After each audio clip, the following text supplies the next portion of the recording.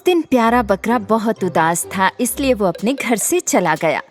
जंगल में हर कोई अगले दिन मनाए जाने वाले कॉस्ट्यूम कार्निवल के लिए उत्साहित था, लेकिन वो खुश नहीं था। क्या हुआ बकरे भाई, कुछ हुआ है क्या? मेरे पास कल कॉस्ट्यूम कार्निवल में पहनने के लिए कुछ भी नहीं है। मैं ये कार्निवल कभी नहीं जीत पाऊंगा। चिंता मत करो, आप जंगल के सबसे बेहतरीन दर्जी मिस्टर उल्लू के पास जाइए, वो आपके लिए बढ़िया ड्रेस बना देंगे। बकरा बड़े उत्साह के साथ दर्जी मिस्टर उल्लू के पास गया। श्रीमान उल्लू जी इतने व्यस्त थे कि उन्होंने बकरे को आते हुए ही नहीं देखा। बकरे ने उनके सामने खड़े रहकर ही घंटी बजाई। कौन है? ओह बकरे, मैं इस वक्त बहुत व्यस्त हूँ। जल्दी बताओ, तुम क्या चाहते हो? मैं चाहता हूँ कि तुम कल के कार्निवल के लिए मुझे एक बढ़िया सी ड्रेस दो। तुम्हारे पास कमाल की ऊन है, हम इसे काट कर आकार दे सकते हैं। नहीं, मुझे कार्निवल में सबकी वाहवाही जीतनी है। मुझे ये प्रतियोगिता हर हाल में जीतनी है उल्लू।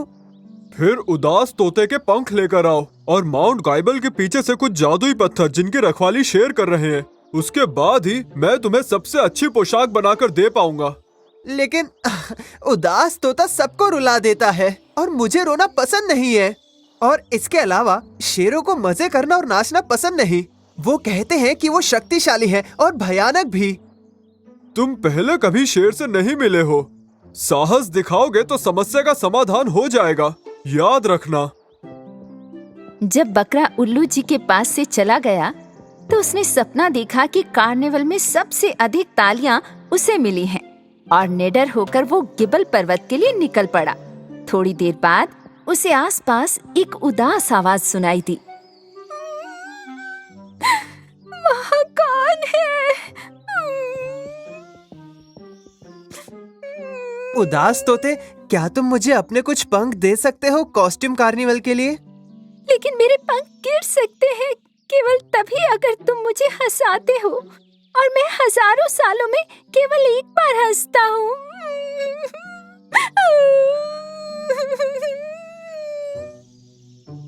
भले ही बकरे को तोते की इस अश्रुपूर्ण अवस्था वाली बात का दुख था, तो भी उसने उसे हंसाने के लिए मजाकिया चुटकुले सुनाना शुरू कर दिया।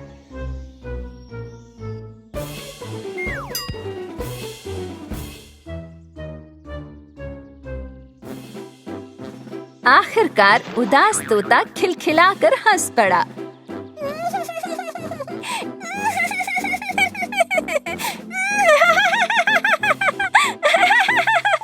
जैसे ही वो हंसा, उसकी पूंछ पर लगे रंगीन पंख बकरे पर गिर गए। मुझे लगता था तुम कभी नहीं हंसते। शुक्रिया तोते, तुम्हारी मुस्कान बहुत प्यारी है।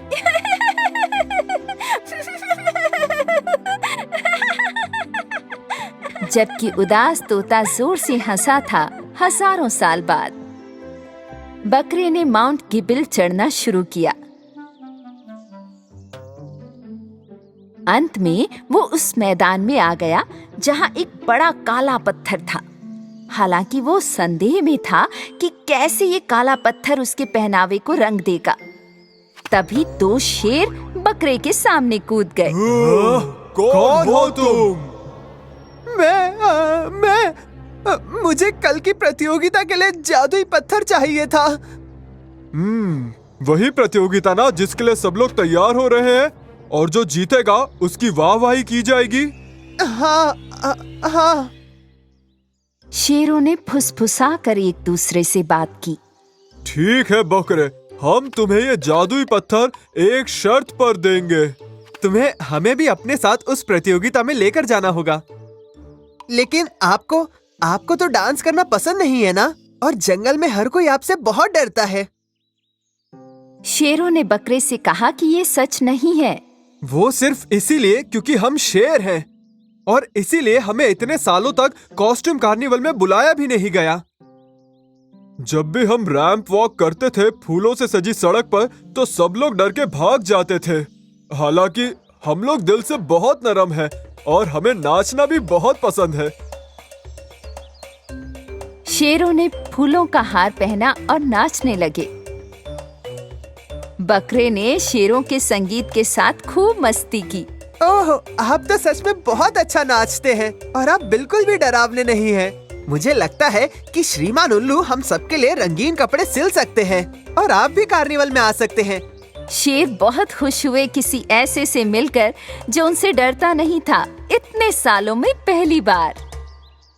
और उसी क्षण पत्थर जो काला लग रहा था उसका टुकड़ा टुकड़ा चमकने लगा। शेर और बकरे ने रंगीन पत्थरों को इकट्ठा किया और जल्दी से उल्लू के पास गए।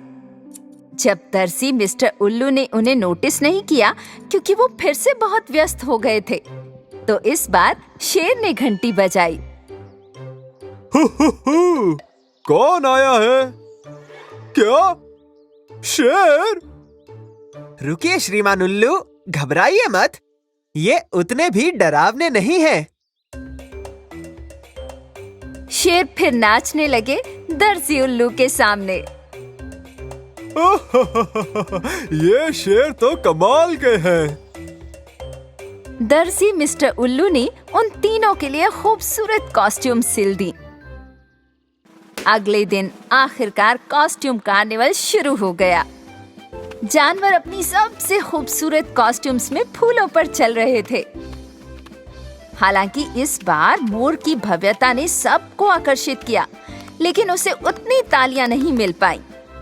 इस बार मंच पर बकरा दिखाई दिया अपने रंगीन पंखों, चमकदार पत्थरों और मुलायम ऊन के साथ।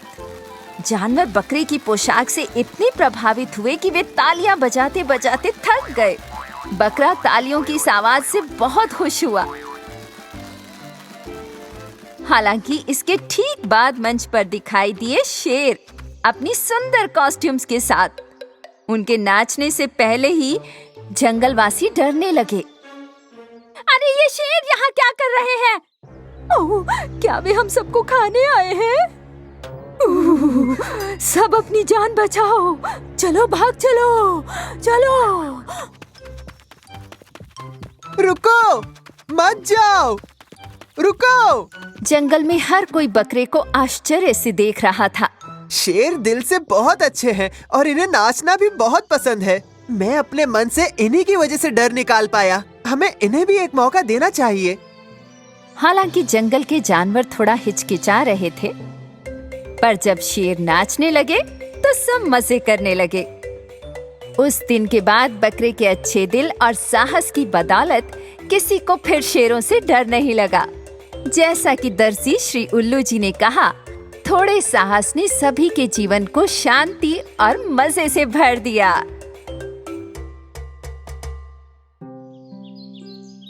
एक छोटे से फार्म में एक क्यूट सी डक फैमिली रहती थी।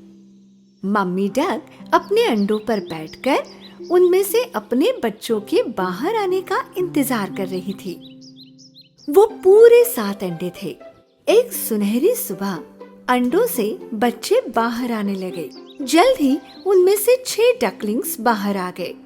डकलिंग्स अपनी इस नई दुनिया को समझने की कोशिश करते हुए क्वैक क्वैक करते हुए अपनी माँ के आसपास घूम रहे थे। पर उन अंडों में से जो सबसे बड़ा अंडा था, उसमें से बच्चा बाहर आने की बहुत कोशिश कर रहा था, पर वो बाहर नहीं आ पा रहा था और इसी वजह से मदर डक बहुत परेशान हो गई। मदर डक ने थोड़ी देर और इंतजार करने की सोची और फिर वो आखिरी 7वां अंडा फूटा। वो डकलिंग बहुत ही उलझन भरी नजरों से इधर उधर देख रहा था। वो डकलिंग इस बात से अनजान था कि उसकी माँ और उसके भाई बहन भी उलझन भरी नजरों से उसे देख रहे हैं, क्योंकि वो डकलिंग बिल्कुल भी अपने भाई बहन जैसे नहीं दिख रहा था। वो थोड़ा चौड़ा था और उसके भूरे और सफेद पंख थे। बाकी डकलिंग्स उस पर हंसने लगे। तुम कितने बदसूरत दिख रहे हो, तुम बिल्कुल भी हमारी तरह नहीं दिखती। मुझे समझ नहीं आ रहा, तुम कैसे अपने भाई बहन जैसे नहीं दिख रहे? बदसूरत, बदसूरत, बदसूरत, बदसूरत।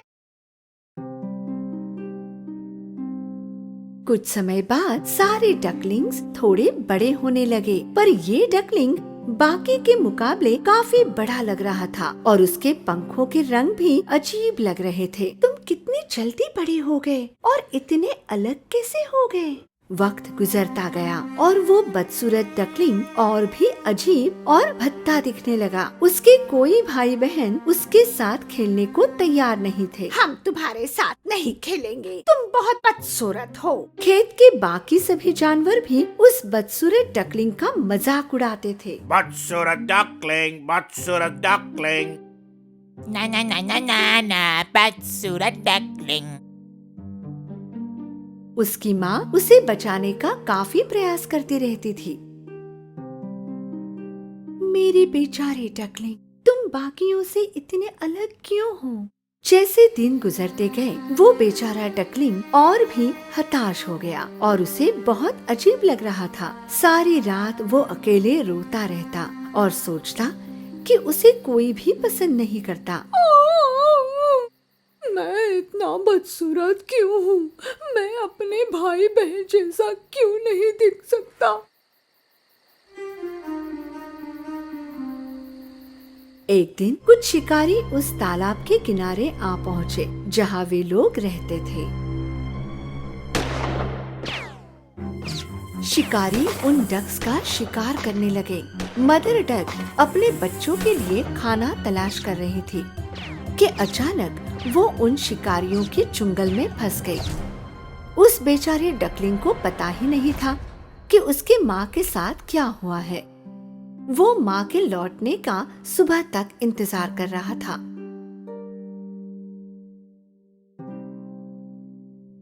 बेचारे को पता ही नहीं था कि क्या करे। सबसे पहले वो कुत्ते के पास गया। कुत्ते ने उसे चले जाने को कहा। चले जाओ, किसी ने मुझे तुम जैसे एक बदसूरत डक से बात करते हुए नहीं देखना चाहिए। कुछ देर बाद वो मुर्गी के पास गया, पर उस मुर्गी ने भी उसका मजाक उड़ाया। मैं भी तुमसे अच्छी दिखती हूँ।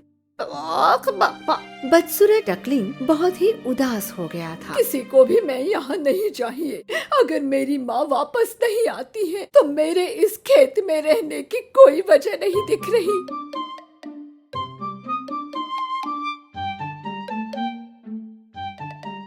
उसी सुबह वो डकलिंग खेत छोड़कर चला गया। वो तैरते हुए तालाब के दूसरे किनारे जा पहुंचा। वो सभी जानवरों से वही सवाल कर रहा था। क्या तुमने मेरे जैसे किसी और डक को देखा है? क्या तुमने किसी और डक को देखा है? तुमने मेरे जैसे किसी और डक को देखा है? उसे सबसे एक ही जवाब मिला। उन्होंने इतना बदसूरत डक पहले कभी नहीं देखा। बेचारे डकलिंग ने अपनी यात्रा तय की और दूसरे तालाब में जा पहुंचा। वहाँ भी उसने वही सवाल सबसे पूछा। तुम्हें यहाँ नहीं रहना चाहिए। यहाँ पर आसपास बहुत शिकारी हैं। तुम तुरंत यहाँ से चले जाओ। जाओ। बदसूरत डकलिंग वहाँ से निकल गया। जल्द ही वो एक और तालाब में जा पहुंचा। इस बार वहाँ पर कोई भी नहीं था। वो अकेला ही था। अगर किसी को भी मैं पसंद नहीं हूँ तो मैं यहीं पर छुप कर रहता हूँ पूरी जिंदगी। महीने गुजरते गए। अकेले होने के बावजूद वो बहुत खुश था। एक दिन उसने देखा कि सफेद लंबी गर्दन वाले पक्षियों का एक झुंड दक्षिण की तरफ बढ़ रहा था। बदसूरत डकलिंग प्रशंसा से उनकी तरफ देख रहा था। कितने खूबसूरत है ये, काश मैं उनकी तरह दिखता। सर्दी का मौसम आ गया और बर्फ गिरने लगी। बदसूरत डकलिंग को पहली बर्फ गिरने की नजारे से प्यार हो गया। खेलते हुए वो पूरा बर्फ से ढक गया। काफी बर्फ गिरने की वजह से उसे खाना ढूंढने में दिक्कत हो रही थी, इसलिए वो चलता ही जा रहा था खाने की तलाश में।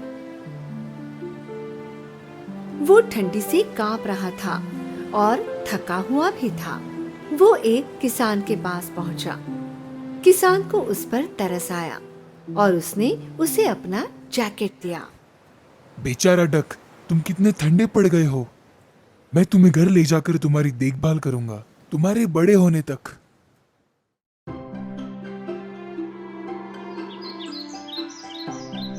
किसान ने जैसे कहा वैसे ही किया। जब तक वो डकलिंग बड़ा हो गया तब तक वसंत ऋतु आ गया था। बदसूरत डकलिंग को घूमने के लिए ज्यादा जगह मिले, इसलिए किसान ने उसे तालाब में छोड़ने की सोची। फिर एक बार अकेले कुछ समय बाद डकलिंग ने खुद का प्रतिबिंब पानी में देखा, पर वो हैरान हो गया जो उसने देखा। पहले तो वो अपने आप को पहचान ही नहीं पाया। उसे लगा उसके पीछे कोई और खड़ा है, इसलिए उसने अपने पंखों को खोला और देखा कि उसका प्रतिबिंब भी वही कर रहा था। उसने अपनी गर्दन को खींचकर बाहर की और वहीं उसने पानी में भी होते देखा। तब उसे ये यकीन हो गया कि वो कोई और नहीं, वो खुद है। ओह, मैं कितना बड़ा हो गया हूँ। मैं आसमान में उड़ते हुए पंछियों की तरह दिख रहा हूँ। मुझे घर वापस जाना चाहिए और अपने आप को सभी को दिखाना चाहिए।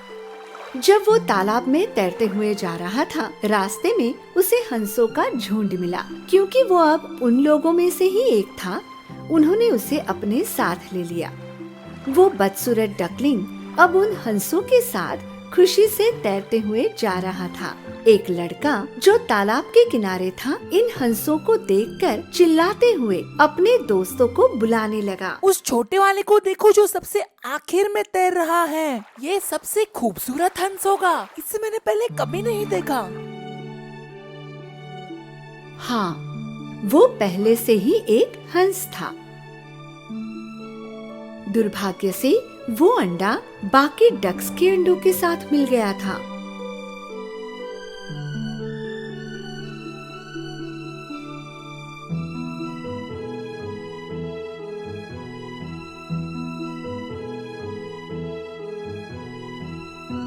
पर अब वो अपने असली परिवार के साथ था और उसकी आने वाली जिंदगी बहुत ही खूबसूरत थी।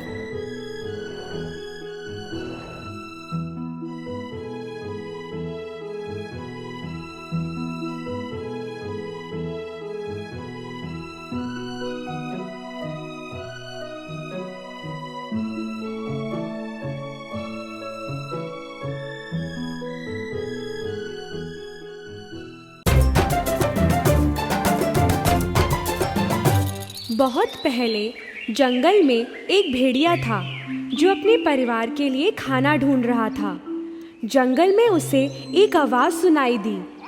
ढूंढने पे उसे झाड़ियों के बीच एक छोटा सा बच्चा मिला। ये तो इंसान का बच्चा है, भेड़िया चौंक के बोला। वो उस बच्चे को घर ले आया, उसकी रक्षा करने लगा। जंगल का बाघ शेर खान ये देख के नाराज हुआ, क्योंकि उस बच्चे को इंसानों से वो चुरा के लाया था। भेड़िए के परिवार को ये बच्चा बड़ा प्यारा लगा। हम इसे अब से मोगली बुलाएंगे, माँ ने कहा। उस दिन से मोगली अपने भेड़िए भाइयों के साथ रहने लगा। माँ उसका बहुत ख्याल रखती थी, जैसे उसका अपना बच्चा हो। बहुत जल्द ही उसकी सभी जानवरों के साथ दोस्ती हो गई। वो उनके साथ खेलने कूदने लगा और जंगल का चप्पा चप्पा जान चुका था। इसी बीच शेर खान मोगली पर दूर से नजर रखे हुए था और मौका ढूंढ रहा था कि कब उसे पकड़ सके। एक दिन भेड़िया अकेला, भालू बलू और तेंदुआ बगीरा मिले मोगली की बात करने। इंसान के बच्चे सयाने होते हैं, क्यों ना उसे जंगल का बच्चा बनाएं। भल्लू और बगीरा, तुम दोनों उसकी रक्षा करोगे और जंगल के हर तौर तरीके सिखाओगे। कई साल बीत गए। बलू बहुत ध्यान से मास्टरी कर रहा था। उसने उसे फल तोड़ना और शहद निकालना सिखाया। मोगली बलू की बातें अच्छे से सुनता था।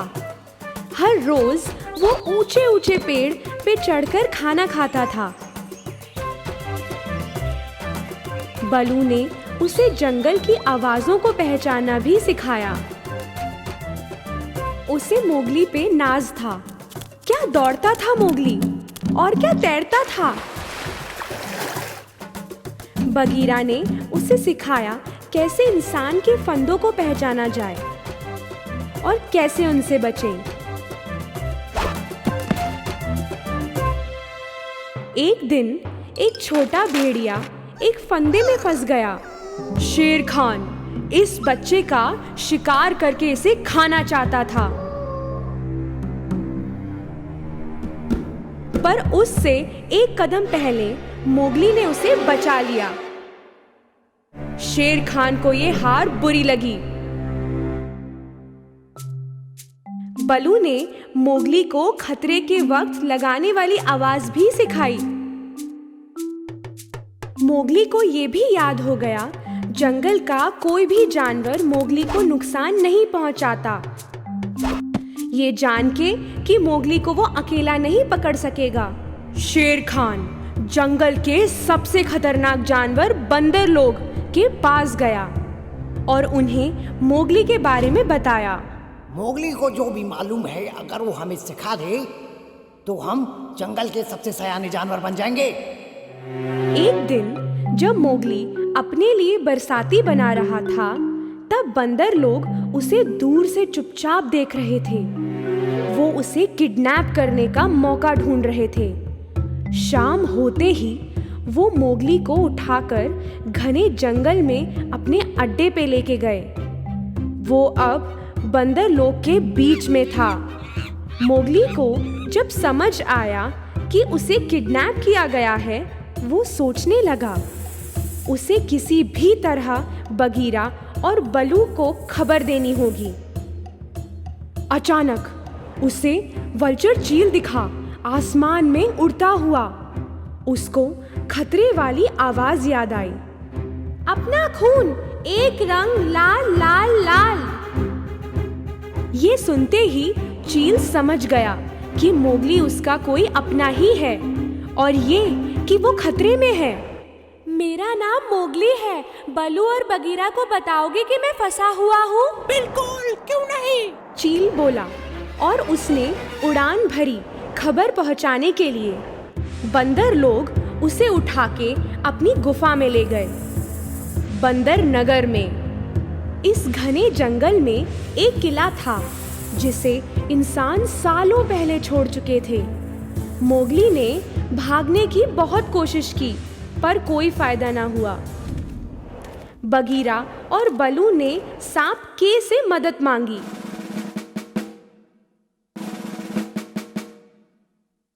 वो तीनों बंदर नगर में एक मूर्ति के पीछे छिप गए। उनको कई बंदर मोगली के आसपास नजर आ रहे थे। वो मोगली को बचाने का मौका ढूंढ रहे थे और मौका आते ही के बोला, अभी चलो, सही मौका है। बगीरा पहले गया धीरे से बंदरों को डराने। फिर वो अपने पंजों से बंदरों पे वार करने लगा। सारे बंदर डर के मारे भागे।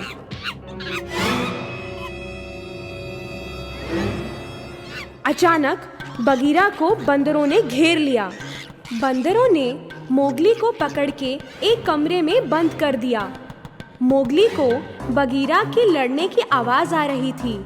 उसे याद था कि खंडर के नीचे पानी का कुंड है और उसे ये भी मालूम था कि बंदर पानी से डरते हैं। बगीरा, जल्दी से पानी में कूद जाओ। बगीरा भाग के पानी में कूदा। अब बलू को भी बंदरों ने घेर लिया था। बलू अपने बचाव के लिए अपने पंजों से लड़ रहा था। वो अच्छा लड़ रहा था, पर बंदर बहुत ज्यादा थे और बलू अकेला पड़ गया।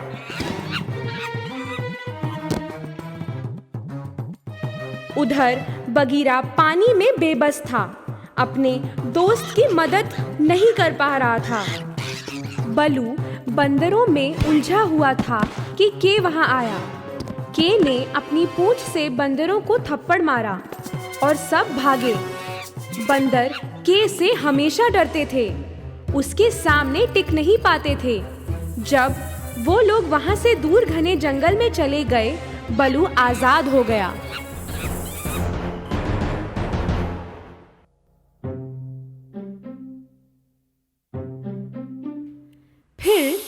ने फूंक मारी और बंदर सब सुन्न हो गए। उनकी आवाज बंद हो गई और एकदम से सन्नाटा हो गया। मौके का फायदा उठाते हुए बगीरा पानी से बाहर निकला। मोगली उस कमरे से चिल्लाया, मैं यहाँ हूँ, इस कमरे में। के ने पूंछ मारी और दीवार गिर गई और मोगली कूद के बाहर आ गया। बलू ने उसे गले लगा लिया। ओ, ठीक हो ना तुम? हाँ, ठीक हूँ, पर भूख लगी है बड़ी। तुम सबने अपनी ना सोच के मेरी जान बचाई। थैंक यू उसके लिए। मोगली के को देखकर बहुत खुश हुआ। तुम ना होते तो क्या होता? Thank you. मोगली, बलू और बगीरा के को बाय कह के घर की तरफ गए। अब शेर खान को ये बात समझ में आ गई थी कि जिसके रिश्ते इतने मजबूत हैं वो उसे घायल नहीं कर सकता। वो अपने घर को लौट गया और वापस नहीं आया। कई साल गुजर गए और मोगली एक नौजवान बन गया था। एक दिन वो इंसानों के गांव के आसपास गया। उसे एक औरत दिखी जिसने उसे पहचान लिया। ये वो बेटा था जिसे एक बाघ ने सालों पहले छीन लिया था। उसने वो बच्चा मोगली को दे दिया। मोगली चौंक गया क्योंकि ये बच्चा बिल्कुल बचपन का मोगली लगता था। तब उसे समझ में आया कि वो बच्चा उसका भाई और वो औरत उसकी माँ है। बलू, बगीरा और के उन्हें देख रहे थे। ओ, अब तुम अपने परिवार के साथ रह सकते हो। जरूरत हो हमारी महसूस तो आवाज लगा देना बस। तुम हमारे भाई हो, ये भूलना मत कभी। Goodbye Mowgli. उसके दोस्तों ने उससे विदा लिया और मोगली अपने इस परिवार के साथ खुशी से रहा। पर उसने अपने जंगल के उस परिवार को कभी नहीं भुलाया जिनसे उसका प्यार का रिश्ता था।